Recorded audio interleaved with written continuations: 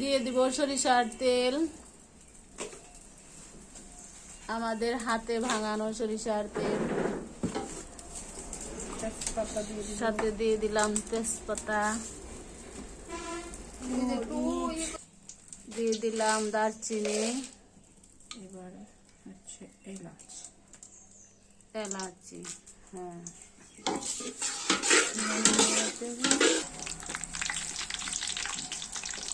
রসুন বাটা, রসুন ছেঁচা।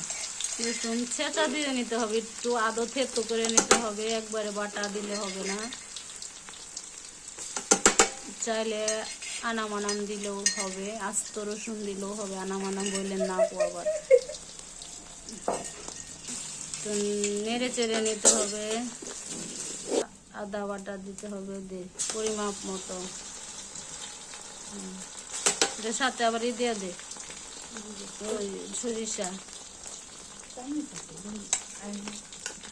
দিয়ে দিলাম, সরিষা বাটা, আদো হালকা বেটে নিলেই হবে। ভালো করে কষাতে হবে। হ্যাঁ, ওইটুক দিলে হবে। মরিচ 1 চামচ, যে যেমন ঝাল খায়, আচার একটু ঝাল কম হলে ভালো হলো। আর দিস না হলো। হ্যাঁ, ধনিয়া গুঁড়া হয়েছে, শেষ। একটু লবণ দেওয়া দে সাথে,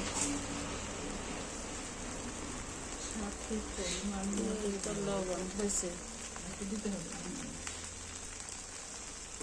শেষ। এখন আবার কষাতে হবে।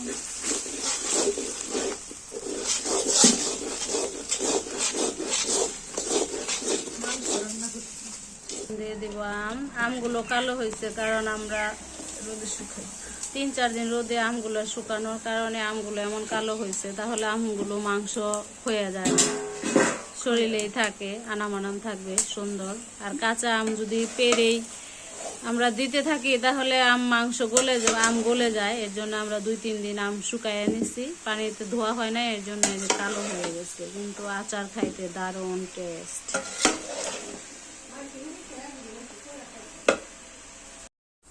এই যে ভালো করে কষানোর পরে এখন দিয়ে দিব চিনি। চিনি যে যেমন পরিমাপে খায়, মিষ্টি খায়, আমি একটু মিষ্টি করেই বানাবো, কারণ আমার বাচ্চা টক বেশি খাইতে পারে না, সেই জন্য।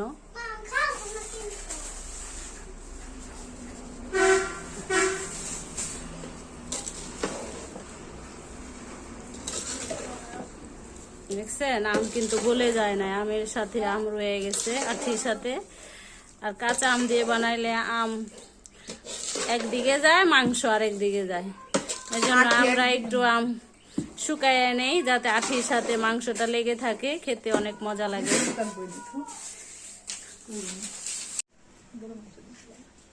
হিন্দু, হ্যাঁ হিন্দু। তুমি কোন থেকে? হ্যাঁ হিন্দু। কই হিন্দু? হিন্দু ভালো করে জানে। দে আসার দে আগে দে সাদে দে।